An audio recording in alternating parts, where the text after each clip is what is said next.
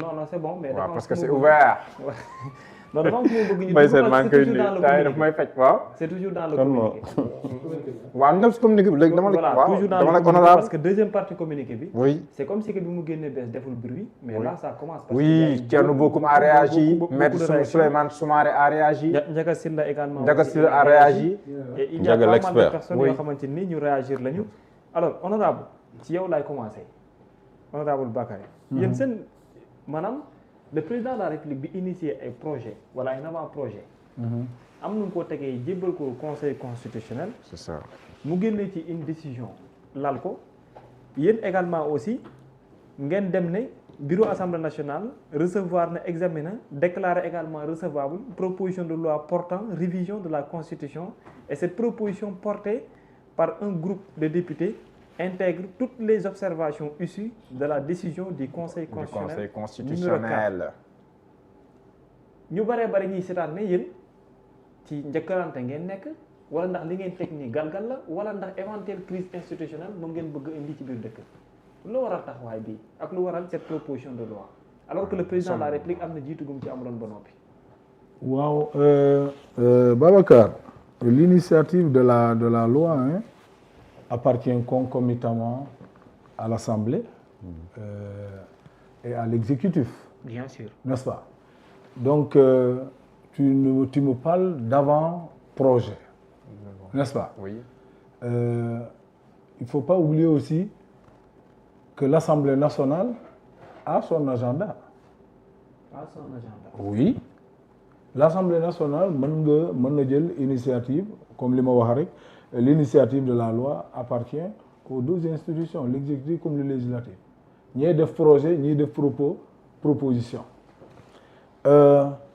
Sans que si li ngeen projeté noonu, je pense que c'est l'avis du Conseil constitutionnel sur oui, très bien, sur ce que le président de la République avait pris des informations sur le Conseil constitutionnel concernant principalement ci préambule bi. Oui.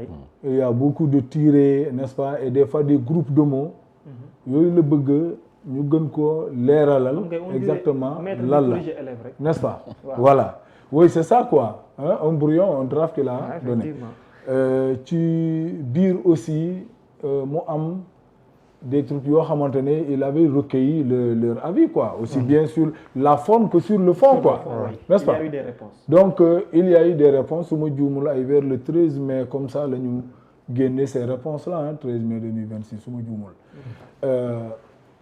Et jusqu'ici tu parles d'avant-projet et que bul fàtte ni kii le président de la République bi mu koy wax c'est lors de son discours à la nation du 31 décembre ci la wax ni am na ay réformes yu mu bëgg a def ci premier trimestre. Ouais, effectivement, n'est-ce pas? ouais. ñun mu amoon loo xamante ne Assemblée nationale commencé na ko même comment s'appelle le code électoral, ouais. N'est-ce pas? Ça faisait partie des propositions de loi bi ci la bokkoon aussi. Article 29 et 30. Oui, mais les gens bu ñu gisee ils se sont dit que il y a beaucoup de choses yoo xamante ne l'exécutif mu ngi koy envisager def parce que quoi qu'on dise su ngeen nekkee majorité dans aussi bien dans l'exécutif comme dans le législatif, le dialogue des institutions dafa war a di am.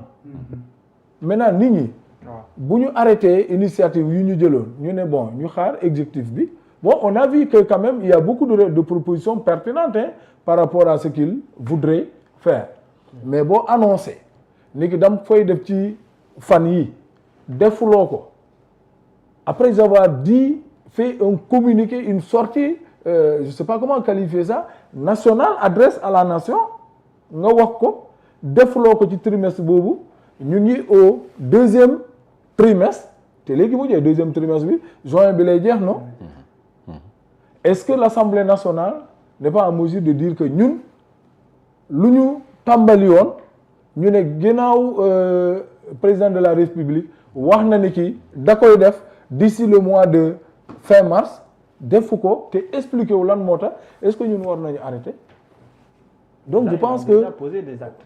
mooy lan mooy il a pris oui. il a pris au conseil constitutionnel oui loolu kañ la réponse là su ma juumul c'est le 13 mai. le 1er juin la génne le 1er non juin il me semble que c'est le 13 c'est le 13 non, le 1er juin la réponse bi génnoon. 1er juin ba. non réponse conseil constitutionnel bi laa wax. non la réponse c'est le 13 mai. c'est le 13 mai. c'est le 13 mai. lire naa ko 2023. oui oui 2026 astafurlah 2026 lire naa ko 13 mai. yow 13 mai ba tey on est à un mois. 13 mai là. oui aujourd'hui c'est le 12 non. on est à un mois. mais des questions légitimes que pose l'ancien député Thierno Bocoum parce que ay questions la yu am solo ba même son texte. non mu ngi mais des questions légitimes. nee na dès lors que le président de la République a sollicité l'avis du Conseil constitutionnel par rapport à ce projet de révision de la Constitution, pourquoi l'Assemblée nationale s'empresse-t-elle d'engager une initiative parlementaire sur ce même sujet avant même que l'exécutif n'ait décidé de la forme et du calendrier de la mise en œuvre? Première question. Pourquoi vouloir prendre les devants sur un processus initié par le chef de l'État, le président de la République? Donc, mu jàpp ne dans un contexte marqué par des divergences de plus en plus visibles entre le président de la République et le président de l'Assemblée nationale, cette initiative peut légitimement être perçue comme une volonté d'affirmation politique du pouvoir législatif face à l'exécutif. Le Sénégal ne peut se permettre l'installation progressive d'une rivalité institutionnelle au sommet de l'État. Il n'a absolument rien compris. Le président de l'Assemblée nationale semble déterminé à poursuivre son bras de fer politique avec le président de la République, quitte à entraîner les institutions dans une logique de confrontation permanente. Thierno Bocoum. Babacar, comment ça, Mohamed? Oui. Il aurait pu commencer par dire président de la République. Yow yaa jàkkaarloo ak Sénégalais nga ne leen fii ak mars. Je ferai voter ceci. Defuloo ko. Mais le respect de la parole publique. Président de la République moo joxe kàddoom. Su demee ba am ay jafe-jafe moom dafa war a def un communiqué pour dire aux Sénégalais lan moo tax defu ko. Il avait la possibilité bu muy def adresse à la nation mooy le 4 avril le 3 avril. Oui. N'est-ce pas? Pour dire que waxoon naa leen diggoon naa leen que dinaa def lii nii. waaye lii moo tax defuma ko. moom Thierno Bocoum il n'a pas vu ça. Même le 2 mai il aurait pu. Thierno Bocoum il n'a pas vu ça. léegi maintenant il reproche comment ça s'appelle aux législatives. Oui, de s'empresser. Comment s'empresser? Oui, non attention ku xaar premier trimestre bi jeex xaar ba deuxième trimestre bi di waaj a jeex su jëlee initiative kat yoo xamante ne moom jëkkoon na ko def mu tegoon ko ci suuf ne day xaar n'est-ce pas législative n'est-ce pas def kooku kenn du ko ne yaa ngi xëccoo wala leneen. mais du moment où demandé na avis. Voilà c'est ça maanaam c'est très jéego. mais avis conseil constitutionnel bi. mais ñu ngi mu ngi génne il y a un mois. oui mais ba tey ngeen déglu ko. ah mën na am day def léegi non mën na am. moo attendez ñu toog nii du ñu def dara. non mais président mën na am. biñ ko xam nga. conseil am na lu bëri da koo bekk. léegi la mu bett. écoutez le président de la République. oui su bëggee def un travail d'arrache-pied. en une semaine il réunit tous les experts. N'est-ce pas ñu génnee ko un bon document. maa ngi wax ça en une semaine. mais il y a eu la démission aussi de son conseil en matière juridique. oui le professeur Sidi Alpha Ndiaye oui. donc loolu c'est récent. oui c'est récent mais. boobu dafa fekk déjà lii génn. oui parce qu'il fallait que ñu tëggaat ko. mais est-ce qu'il est prendre en compte. les observations du conseil constitutionnel. wala la décision du conseil constitutionnel. décision bi mu ngi génn le 13. oui mais Sidi Alpha bu mu démissionné c'est récent c'est ce mois de juin. waaw semaine passée la. c'est ce mois de juin.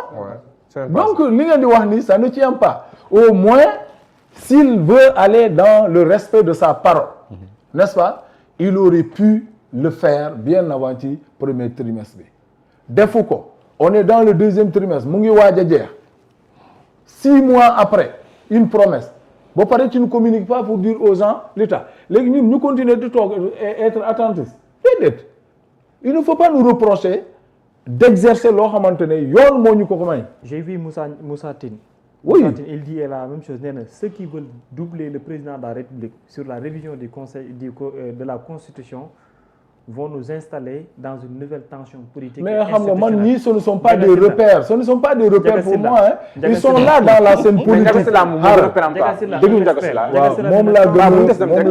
moom laa gën a jox un peu quoi. Ndiaga Sylla na transformer un projet de loi portant révision constitutionnelle déjà soumis au président de la République et au Conseil constitutionnel en une proposition de loi initiée par l'Assemblée nationale est un processus complexe et atypique.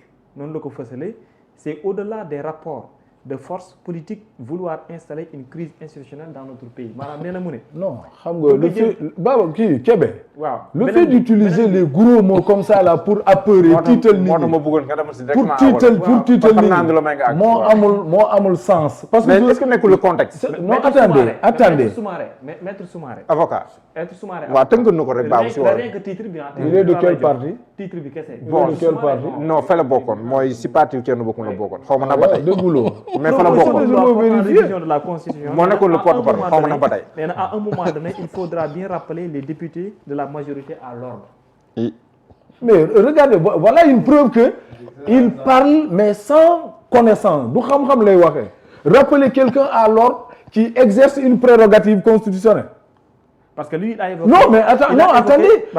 est-ce que toi tu non. il a évoqué ne développe pas. xaaral parce que moi je souffre à écouter du faux. je souffre à écouter. Il a évoqué l'alinéa 4 de l'article 103 de la Constitution. Et toutefois, le projet ou la proposition n'est pas présenté au référendum lorsque le président de la République décide de le soumettre à l'Assemblée nationale. maanaam fi li mu bëgg wax fi mooy wàllum projet de loi bu fekkente ni dafa nekk une proposition war la mën a jib lu dul ne bu fekkee président de la République da ko initier. maanaam constitution waruñu koo laal lu dul ne si président la jógee. exactement. ce qu'il veut dire quoi. loolu yow d'accord nga ci loolu. Babou liiraatal loolu. est-ce que loolu bëgg a wax liiraatal non parce que là je pense pas que c'est-à-dire que dañuy avancer. mën na jóge si. attendez Babacar xaaral ma wax la. léegi liiral voilà très bien benn mu ne. sinon xoolal boo koy cof ni Babou même rek. la donne de l'Assemblée Babou déglu s'il te plaît. même rek xoolal da ngay lire après nga comprendre fi mu wax parce que sinon mën nga trahir l'esprit de son texte. très bien waaw il faut nga lire lépp nga xam fi mu waxee ci début bi. waaw parce que fi mu non jarul nga si kii s'il te plaît bàyyi ko mu dem rek après yow kii wala liiral en attendant rek bàyyi ko moom. non je l'ai déjà lu. je l'ai déjà lu. d'accord damay bañ ñu trahir aussi idée texte am. non xam naa bu baax parce que fii li muy wax mooy que ne une lecture simple du premier alinéa de l'article 103 de la Constitution peut laisser penser que les députés peuvent se regrouper dans la majorité. waaw peut laisser penser parce que là aussi peut-être fii li mu bëgg a waxee mooy que ne. c'est vrai am na loo xam ne yoon may la.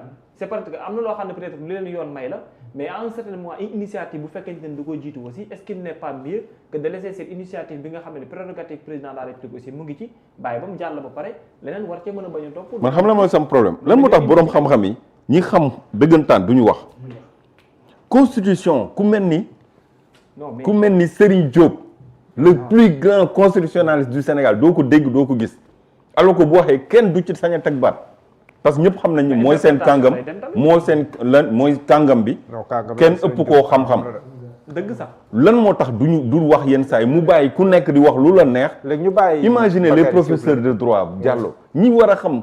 instant yi comme li doyen Moreau di wax ay succession de phrases de mots la ñuy tegal ba après yow fi da ngay indi benn tournée la ñu lay créer quoi ba pare ku ci nekk ñoom foog nga bokk ci sabar bi gis nga coow li xamoo lu ko waral mais foog nga jim cee dugg pour am au moins benn visibilité parce que on parle de Thierno Bocoum on parle de ki nga tudd léegi te ñooñu ñëpp parce que ku ci nekk def nga contribution. réew mi ku nekk am nga droit wax d'accord mais aussi tamit boroom xam-xam yi tamit nañu génn wax. d'accord léegi ñu bàyyi mu développer. non xam nga moi je souffrais à écouter loo xamante ne ça commence par du faux. tu as vu. vous avez parlé de Thierno Bocoum lii la wax te lu mu wax noonu tegu ko ci benn xam-xam lu dul xalaat boppam n'est-ce pas di ko wax di opposé wu aveuglément. Parce que Ousmane Sonko moo nekk léegi à l'Assemblée nationale léegi au lieu de s'opposer à l'exécutif dañoo transférer débat bi n'est-ce pas di opposer wu à l'Assemblée nationale parce que tout simplement waajee fa nekk mais nañu waxee tuuti xam-xam constitution moo jégleel Assemblée nationale mu mun a def des propositions de loi n'est-ce pas bu ko neexee def ko sans consulter comment s'appelle la présidente de la République bu paree mu ne ko suñu proposition de loi mu ngi nii nga promulguer ko wala nga bañ ko promulguer l'Assemblée nationale a ses prérogatives maintenant ñun bu ñu jëlee initiative wax naa ko sànq ñu teg parce que tout simplement kii il avait promis deful lu mu promettre mais ñun ñu ne nañu continuer dérouler suñu agenda coow boobu moo amoon ci L29 L30 tout en sachant que l'Assemblée nationale a exercé une disposition boo xamante ne ci prérogative am. non boobu sax président waxugul dara mais bii mu def. président waxul dara nag ci L29 bien sûr dans les réformes là annoncées il y a la révision du code électoral. oui. il y en a. waaw oui donc ñun ñu ñëw exercer ko parce que bu ñu xaaree délai normal boo xamante ne moom da ko diggoon askan bi mais ñun ñu ne nañu dérouler suñu agenda ci loolu la ñu nekk bu ñu jógee ci lii il y en a tellement d'autres propositions de loi hein il y en a beaucoup il ne faut pas qu'on nous attarde sur loo xamante ne da nga def loo xamante ne yoon da koo santaane yoon daf la ko may man je ne m'attarde pas sur ces considérations parce que ñoom lu leen itteel mooy ils disent que askan bi la majorité comprendre ñu il faut que ñu jéem a tuur lëndëm n'est-ce pas xel nit ñi mais lu ñuy wax noonu teguñu ko ci xam-xam teguñu ko ci benn xam-xam yéen tamit est-ce que bëgg ngeen jàmm yéen Bakary yéen ñii est-ce que bëgg ngeen jàmm mais lan la ñu def lu dul jàmm mais parce que président soo solee sa mbubu léegi ban provocation nga def léegi président nous portons notre manteau de député et nous exécutons loo xamante ne yoon daf ñu ko may non xam nga tax le procès mooy président lan ki la ne mbubu bi maa ngi koy sol di ñëw kay nag jarul ngay sa yàkkam ci jën mbubu bu sa mbubu arrêtez-moi ça ay Soumaré ay xawma lan non bàyyil après xool suñu ñëw ñëw si yow mu nga jël mais xam nga fi Bakary ces illusions là maanaam président saisir na conseil constitutionnel waaw donc ça veut dire que am na yéene indi projet de loi bi assemblée nationale léegi lan moo tax président seq jéego dem sax conseil constitutionnel delloo ko kon probablement si yéen la jëm non lan moo tax ngeen di jiitu président si loo xam ne seq na si jéego ba noppi non Babacar Oui. mën nga jël conseil ba pare oui n'est-ce pas def neneen moom dañ ko jébbal n'est-ce pas les avis oui mais booba léegi mu ngi ko teg ci kii mais nous on se dit que ñun lu ñu tegoon ci suñu tiroir bi nañ ko dépoussiérer teg ko sur le bureau de la table du bureau de l'Assemblée nationale c'est tout simplement ce que l'on a fait hein. Maintenant ceux qui veulent commenter à longueur de journée ils ne vivent que de ça d'accord hein d'accord bu ñu opposé wul ci Pastef mais ils s'enfoncent c'est normal ñun loolu ça ne nous empêche pas de prendre notre café hein. d'accord On prend notre café et on pose des actes yoo xamante ne c'est inscrit dans la Constitution et c'est inscrit également dans le RIAN. alors honorable député Sanu Dione lan ngay indi comme leeral par rapport à ces propositions de loi